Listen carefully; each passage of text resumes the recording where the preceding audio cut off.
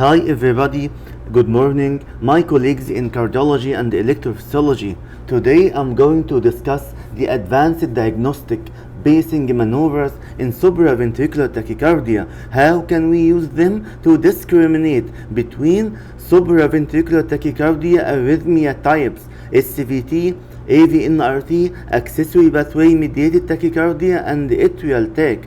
And as you know, we have four advanced maneuvers in the form of ventricular overdrive pacing entrainment, synchronous BVC, differential RV pacing, para-Hessian pacing. Today I'd like to highlight and welcome four pioneers of electrophysiology that did a great job.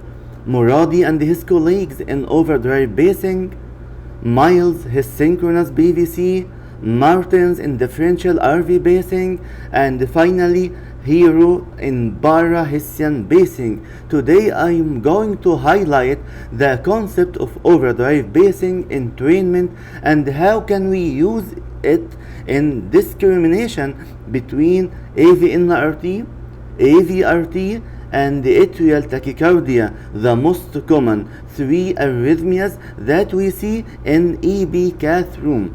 And the main concept in overdrive pacing that the patient has ongoing tachycardia, and at that time we will start pacing during the tachycardia to overdrive and entrain the re-entry circuit. Then suddenly we will stop pacing and let the tachycardia continue. This is the main concept of overdrive pacing.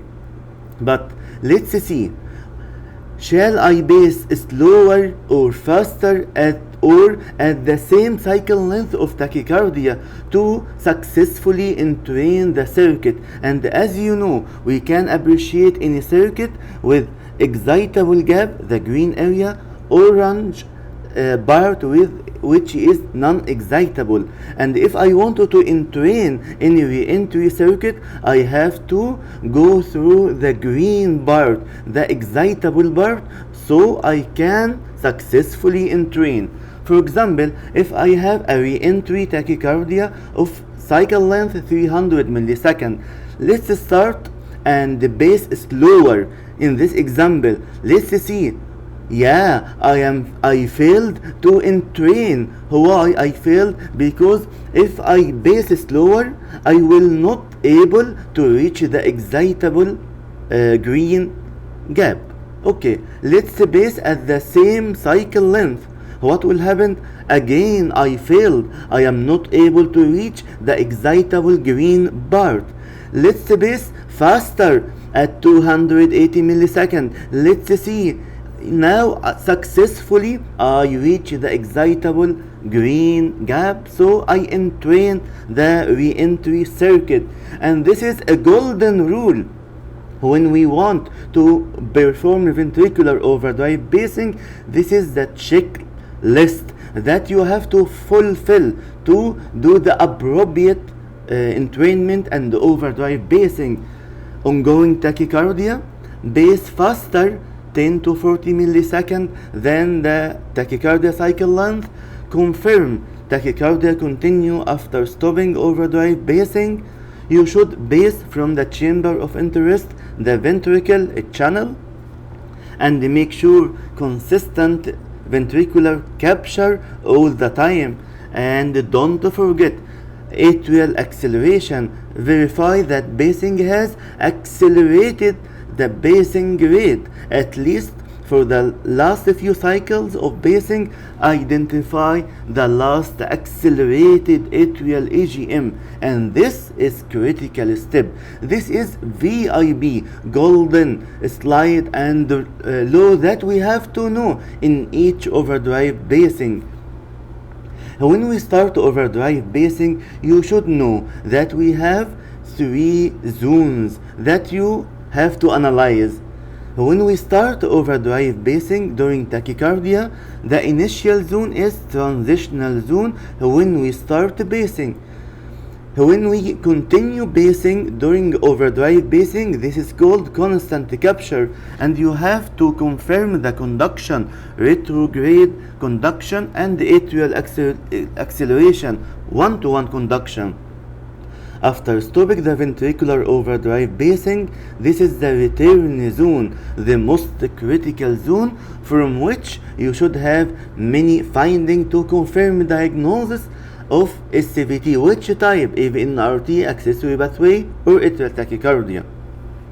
Fine, and this is the three zones: transitional zone, constant zone, and return zone. And we wanted to highlight the most 6 clinical scenarios that we see, and we have 6 findings from ventricular overdrive pacing, starting from the most important zone, return zone. Here we can appreciate return pattern. Is it VAV response or VAAV response? Next, post pacing interval minus tachycardia cycle length. Next, corrected post pacing interval minus tachycardia cycle length minus delta in AH interval. Finally, in return zone, the difference between stem to A minus VA during tachycardia cycle length. And don't forget the transition zone. And you have to comment about the morphology. Is it based or fused morphology? And what about atrial resetting? Is it early or late? So let's highlight the most important 6 reading and finding when we decide to start ventricular overdrive pacing. Start with the first one, return pattern. Is it VAV response, which is common in AVNRT and AVRT, or VAAV response in atrial tachycardia? And the amazing pioneer of electrophysiology, Farid Moradi, was the one who published the first paper to tell about details of post-pacing response in return zone. And to understand the concept of post-pacing response after stopping the ventricular pacing, let's start the case in AVRT. As you know, we have large circuit of accessory pathway mediated tachycardia, orthodromic, antegrade conduction AV node, retrograde conduction accessory pathway. And we decide to put the RV catheter and start pacing from the tip of the catheter. And you see, when we start base the ventricular beat, go retrograde through the accessory pathway to the atrium. So ventricular based beat from RV and atrial accelerated beat reach the atrium, right? So this is here, we base from here, retrograde conduction to the atrium, VA. Now let's stop RV pacing and see the post pacing response in AVRT. This is the last based ventricular beat and retrograde conduction to atrium. This the last accelerated atrial beat. What is the next? It will go down again through the AV node to reach the ventricle V. So what is the response in AVRT? VAV response. Now, what about the AVNRT? Let's see. As we know, in AVNRT we have short circuit. In AV node include slow pathway, fast pathway. Let's base from the RV catheter. This is the ventricular based beat reaching retrograde through AV node to reach the atrium. Let's stop basing. What is the response? We can appreciate last ventricular based beat. This is last atrial accelerated beat, which will go down again through the AV node to reach the ventricle. So what is the response in AVNRT? VAV response. Amazing. Let's go to the atrial tachycardia. Different story. What is the response in atrial tach? As we know, in atrial tachycardia we have atrial focus that fire each time with A, and this A will go down through the AV node to reach the ventricle. Let's start ventricular basing. What we can see, this is the ventricular based beat. Go retrograde through the AV node to the atrium to see the atrial last accelerated beat, this one. What will happen? We have to wait to the next atrial focus to fire and give atrial beat that will go down again through the AV node, and this is A then V. So what is the response? V response in atrial tachycardia because it is non-AV nodal dependent. So it is characteristic response in atrial tachycardia, V response. And this is the summary Moradi maneuver in AVRT. We can appreciate V response after stopping ventricular basing in AV-NRT. Again, after stopping RV basing, it will be V response. What about atrial tachycardia? To summarize, it's V response. Amazing. Let's go to some examples to illustrate. In this case, it's a case of AVRT. I can see at my right hand a tachycardia. The patient has ongoing tachycardia now, and we start ventricular basing, then stop the overdrive basing, and the tachycardia continue. So this patient, we start basing from RV channel.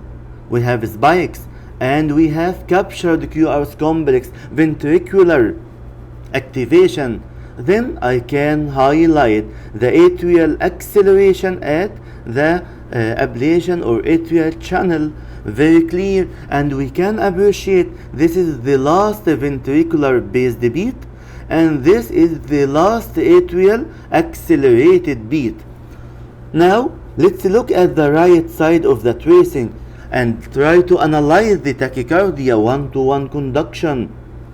Looks eccentric activation, so likely it's AVRT. What about the post basing response? We can appreciate V response. Yes, we are dealing with AVRT. Let's go to the next example. It's looks long RB tachycardia, looks atrial tach, start ventricular basing from the RV channel. This is the last ventricular based beat, and we can appreciate the last atrial accelerated beat. The response is V response. I am dealing with atrial tachycardia. Now let's go to this golden rule when we do the ventricular overdrive basing and assess the post basing response. V response. So I am dealing with AV-NRT or accessory pathway. V response, as we mentioned, it's atrial tachycardia most likely, but we have three exceptions, three tips that we have to know to exclude the pseudo V response. The first scenario, in case of very long RB tachycardia, I may have V response like atypical AV-NRT and VGRT. Second scenario, in typical AV-NRT, I may find VAH AV response. Finally, I may do ventricular basing without atrial acceleration, so you have to review the checklist. The main aim from this golden rule to know the pseudo V response. Let's go to some examples. In the left side, I can appreciate V response. It's very clear. I am dealing with typical AV-NRT. At my right side, it's a case of V response, typical scenario of atrial tachycardia. But take care about the next examples of pseudo V response. In this example, I can see after stopping the ventricular basing, V response. However, it's a pseudo VAA response. How do you know? Because actually when I start ventricular pacing, I failed to do atrial resetting, no atrial acceleration. So it's a VA dissociation. It's a pseudo VAAV response. At right side, from the first glance, I can appreciate VAAV response. But actually it is pseudo response. Why?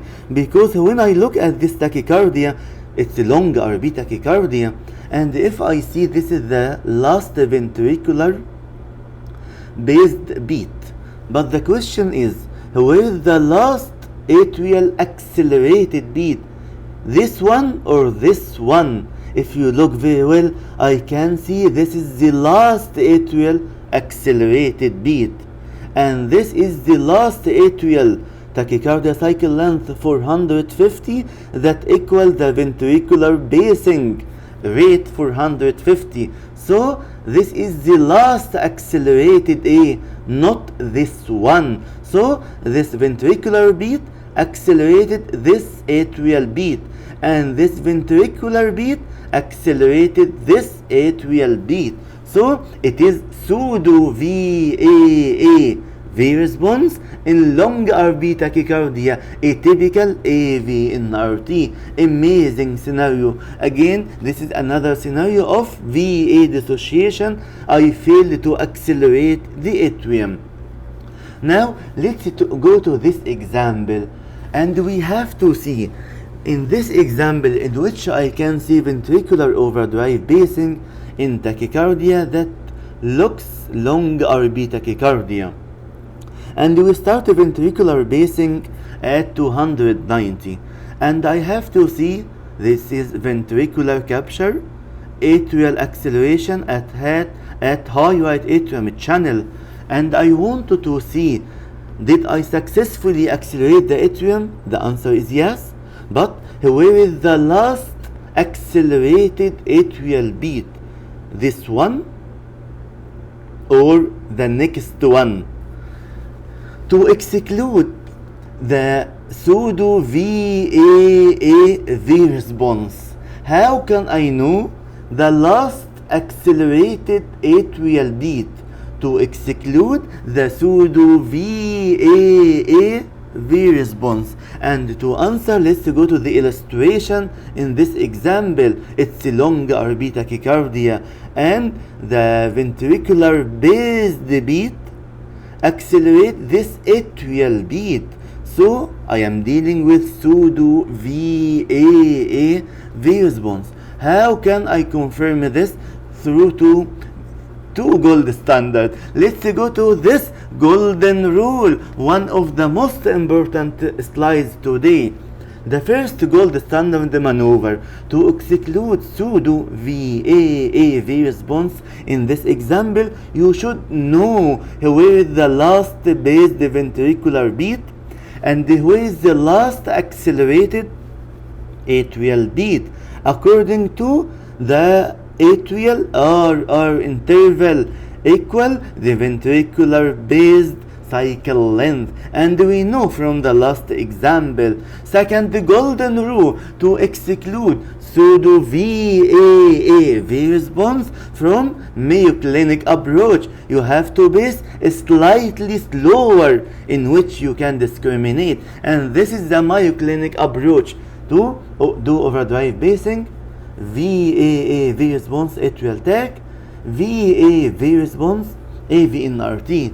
And when you start to pace slower, in case of pseudo VAAV response, you will surprisingly find it VAV response.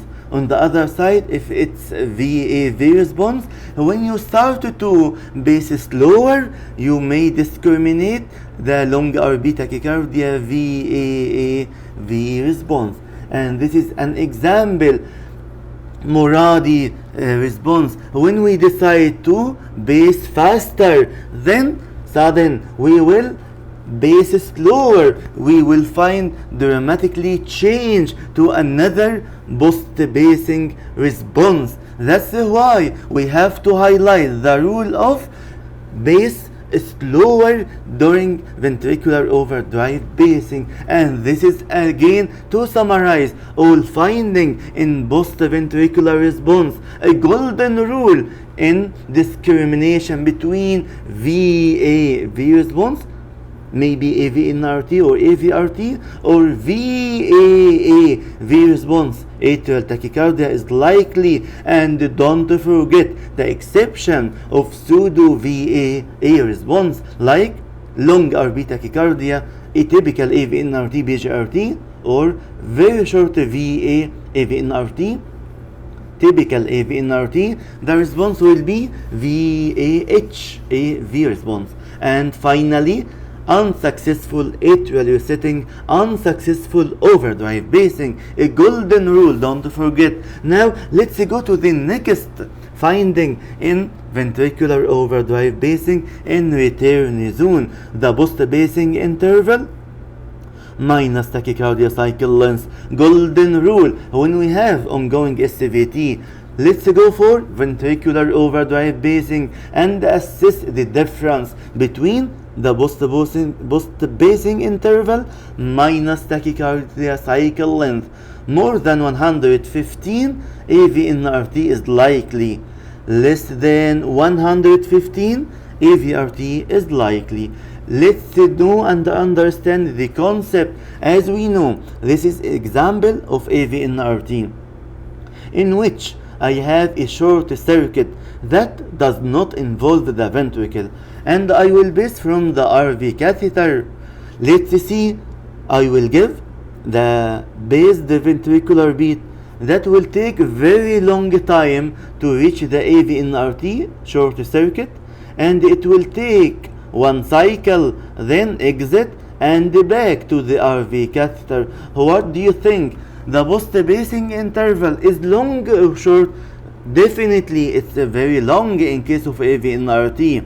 However, in the AVRT, using septal pathway, it's a different story. It's a very short interval. Let's see, give the based ventricular beat from RV catheter. It will take very short time to reach the large circuit of AVRT that involve the ventricle. It will take one cycle, then exit back to RV catheter. It's very close, and the post-basing interval is very short. Golden rule when we assess the post-basing interval, if it's more than 115, AV-nRT is likely, it's very far. When it's less than 115, AVRT is likely, we are very close. But the question is, what about AVRT using left lateral accessory pathway? It will be in gray zone. Not as expected, it will be less than 115. It will be about 115. Why? Because if we look at this example, based beat will take longer time, reach the re-entry of AVRT using left lateral pathway. Again, it will take longer time. So in case of left lateral pathway, it will be in gray zone about 115. Let's take some examples to highlight and illustrate the amazing rule of post-basing interval in ventricular overdrive basing. In this example, I can appreciate in AV-nRT the post-basing interval about 430 and cycle length about 213. The difference between them about 200 milliseconds, more than 115. I am dealing with AV-nRT. I am far from the circuit. Let's go to AVRT using septal pathway. The difference between post-basing interval 370 minus tachycardia cycle length 300, it's about 70, less than 115. Definitely dealing with AVRT using septal pathway. So what about AVRT using left lateral accessory pathway? It's in gray zone, and we can exclude the presence of lateral accessory pathway by eccentric activation.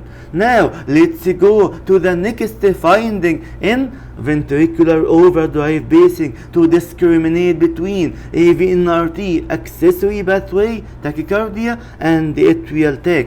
Corrected post-pacing interval minus tachycardia cycle length by subtraction of delta AH interval. What is the concept in this that we use in return zone? The main golden rule: corrected BBI minus tachycardia cycle length more than 110, AVNRT is likely. Less than 110, I'm dealing with AVRT. And to understand the concept, you have to take into your account possibility of decremental conduction caused by ventricular pacing. It occurs in AV node, resulting in AH prolongation. How can we assess the difference between post-pacing interval minus tachycardia cycle length and AH interval during pacing on the first return beat minus AH interval during tachycardia? Let's take this example of ventricular overdrive pacing. I pace from RV catheter, ventricular capture and acceleration of atrium at the atrial channel, and stop pacing. Tachycardia continues successfully. Let's assess post-pacing interval 420 minus tachycardia cycle length 235. From the first glance, I can tell the difference is 185 milliseconds. Looks, I am very far from the re-entry circuit, so I may deal with AVNRT. But just a second, the story is different when we assess the delta in AH. After stopping pacing 185, during tachycardia 80, and when I subtract the delta in AH from post-pacing interval, surprisingly the end result is 105. I am dealing with AVRT in which corrected post-pacing interval less than 110. So this case is a case of AVRT accessory pathway mediated tachycardia, and you have to highlight the AH prolongation. And this is the amazing paper published in 206 by Gonzalez when he assessed the corrected post-pacing interval and with the possibility of decremental conduction. This is a golden rule when we assess the post-pacing interval minus tachycardia cycle length. If it's less than 115, definitely it's AVRT, septal accessory pathway. If it's more than 115, just a second, assess decremental and the change in AH. If the value is still high, more than 110, I'm dealing with AVNRT, definitely, no doubt about this. But if the end result less than 110, I'm dealing with accessory pathway mediated tachycardia. Still in ventricular overdrive pacing finding in return zone. Let's go to difference between stem 2A minus VA time during tachycardia. Golden rule when we do the ventricular overdrive pacing, assess the difference between stem 2A when you pace, ventricular 2A during tachycardia more than 85 milliseconds. I'm dealing with AVNRT 100%. Less than 85, it's AVRT. Let's go to understand the concept. If I am far from the re-entry, more than 85 milliseconds, it's AVNRT. But in AVRT, I am very close. Let's see this example. I can appreciate tachycardia, start ventricular pacing, after stop pacing, tachycardia continue. Let's see the VA time is stem to A during pacing 138 milliseconds, and the VA time during tachycardia after stopping pacing 90. The difference is less than 85 milliseconds. I'm dealing with accessory pathway mediated tachycardia. Still ventricular overdrive pacing, the most amazing, the most strong diagnostic tool in SVT. Much data we can take to discriminate all types of SVT. Let's go to transition zone. When we start ventricular pacing during tachycardia, you have to comment about morphology. Is it based or fused? You have to comment about atrial resetting. Is it early or late? To understand the concept and discriminate between transition zone in case of AVNRT, you have to comment about atrial resetting. Is it early or late? Let's start to think together. Here the RV catheter pacing from the RV, and we have to see this impulse which will take very long time, start struggling and fighting to go up ventricular activation to reach the AVNRT circuit, which is small, does not involve ventricle. Then it will reach the atrium to start atrial resetting. What do you think? Atrial resetting definitely will be very late after struggling for long time. So in case of AVNRT, atrial resetting is very late. What about morphology? Definitely it's based morphology, no evidence of fusion. It's only from a RV catheter, definitely. What about AVRT? I think it's a different story. We have pacing from RV catheter, which we can appreciate. What about AVRT re-entry circuit? It's very large, orthodromic, antegrade conduction, AV node, retrograde conduction, accessory pathway, and this circuit is very large, involving ventricle. Let's start RV pacing from here. We will reach ventricular activation soon, because ventricular activation activated from an impulse come from down RV pacing, and from another impulse come from up in the circuit. So I will reach the circuit and the ventricular activation soon, then reach the circuit and reach atrial resetting very soon. So atrial resetting is very early. What about the morphology? Yeah, definitely we have a fusion between ventricular pacing and re-entry circuit. So ventricular fusion is very clear.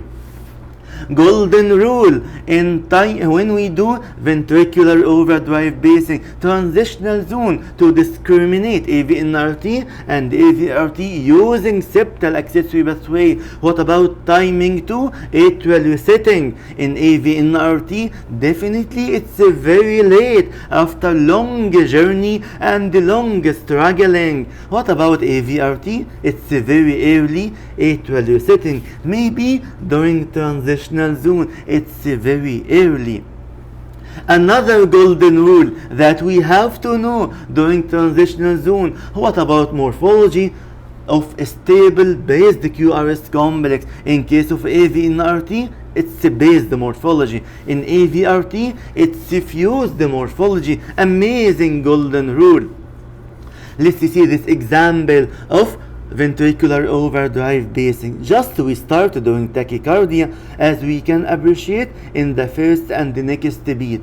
This is the tachycardia, and we start ventricular overdrive pacing. The third beat till the sixth beat, this 4 beats called transitional zone, F1 to F4.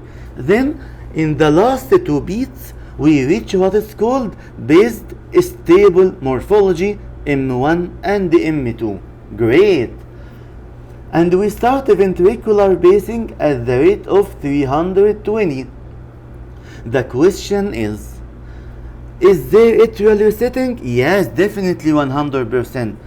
But when we reach the atrial resetting of 320, is it early during the transitional zone? Yeah, definitely at F2 and F3. So we reach the atrial resetting very early during transitional zone. Definitely it is a case of AVRT.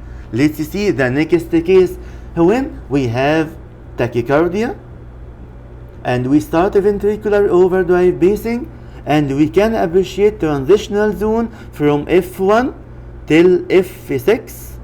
Then we reach the stable based morphology from M1 to M4, and we start ventricular pacing, as we can see, at the rate of 255, and we have atrial resetting very clear. The question is, when we reach atrial resetting early in transitional zone or very late after finishing transitional zone, and we reach the stable morphology? Yeah, it's clear, very late, just after reaching second or third beat of based morphology, stable morphology. What does it mean? It's a long journey and long struggling. Definitely it's a case of AVNRT. Amazing golden rule to illustrate and to finish and collect all data from ventricular overdrive pacing.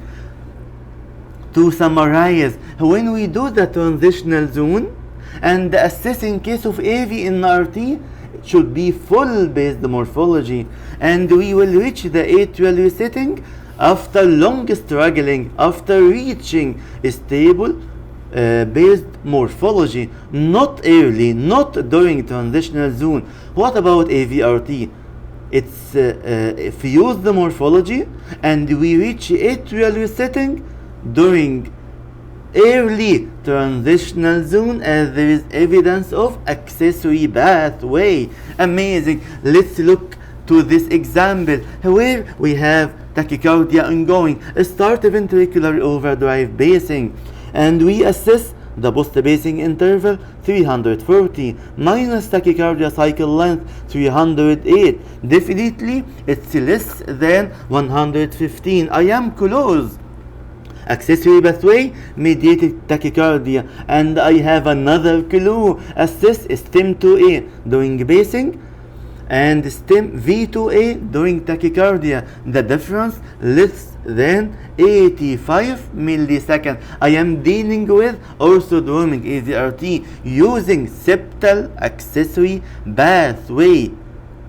Not only this, let's have a look when we continue, and on the right side we have ventricular pacing, and this is the morphology of ventricular pacing without overdrive pacing. And let's have a look on QRS complex on the first left side during ventricular overdrive pacing. And when we stop, let's have a look on QRS morphology during tachycardia. And finally on the right side, this is the QRS morphology during ventricular pacing. The clue, look at the QRS morphology during ventricular overdrive pacing. Do you think it's evidence of fusion between the QRS complex in tachycardia and the QRS complex during ventricular pacing? If answer is yes, definitely it's a case of AVRT, and this is the story. We have a fusion morphology between the tachycardia and ventricular pacing. Now we reached the last slide, golden rule, the most amazing slide in our lecture today. Let's make all together in ventricular overdrive pacing discriminate between the AVNRT and AVRT using septal accessory pathway.